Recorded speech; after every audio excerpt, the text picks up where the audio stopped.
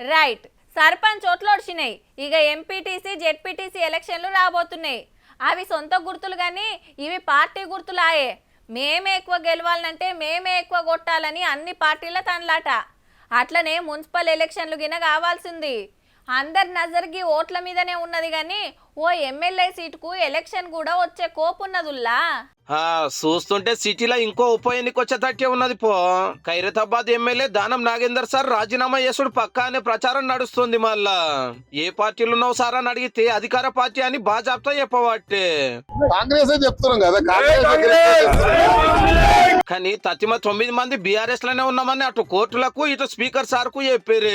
Party మారినట్టు సాక్ష్యాలు లేవని ఇలా మీద వేసిన పిటిషన్లు కూడా ప్రసాద్ సార్ కొట్టేసే. మరి ఈసారి ఏంది బరాబర్ మారిన అని చెప్తాడని పరిశాన్ అవుతున్నారా? కార్ టికెట్ మీద ఎమ్మెల్యే గెలిచి కాంగ్రెస్ టికెట్ మీద ఎంపీగా నిలబడి సికింద్రాబాద్ లో ఓడిపోయాడు. అటుకెళ్ళి ఇటు వచ్చిందని పక్కా సాక్ష్యం ఉన్నందుకు సార్ ఎమ్మెల్యే పదవి ఓడు ఖాయము అంటున్నారు. స్పీకర్ సార్ పదవులకెళ్ళి తీసేసుడు కంటే మొదలే సారే ఇడిచిపెట్టే ఛాన్స్ ఉందట.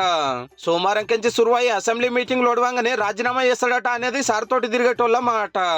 ఇప్పుడు 6 నెలల లోపల ఖైరతాబాద్ లో ఓట్లు. బెంగాల్ తమిళనాడు అసెంబ్లీ ఎలక్షన్లు ఉన్నాయి కదా, గప్పుడే రావచ్చట ఇది కూడా. ఈ నడుమ పారి ఢిల్లీకి పోయి హైకమాండ్ పెద్దలకు ఇదంతా చెప్పొచ్చిందట. ఏ పార్టీలో అదే గెలుస్తుంది కదా, అది మన స్పెషాలిటీ కదా. ఇప్పటికైతే గిది ముచ్చట. రేపు ఏమైతుందో గానీ నిజంగానే రాజీనామా చేస్తే మాత్రం ఖైరతాబాద్ లో ఓట్ల జాతర రేంజ్లు ఉంటదుల్లో.